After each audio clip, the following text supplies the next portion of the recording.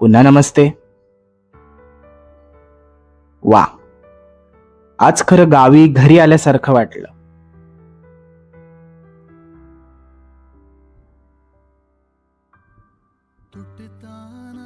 ही माझी अक्का आणि बाबा खूपच असं गोड आहेत. ही काकी खूपच प्रेमळ आहे. ही मावस आजी आहे, बाहेरून कडक आणि आतून नरम. हे आमचं देवघर आहे. अंघोळ झाली की अक्का नेहमी इथे नजर काढायची माझी. इथे छोटासा असा वरती माळा आहे आणि इथे शिडी असायची. ही रूम आहे म्हणजेच पडवी. इथे कधीच असं चालत नाही गेलोय मी. नेहमी असं धावत धावत क्रॉस करायचं आहे, कारण भीती वाटायची खूप.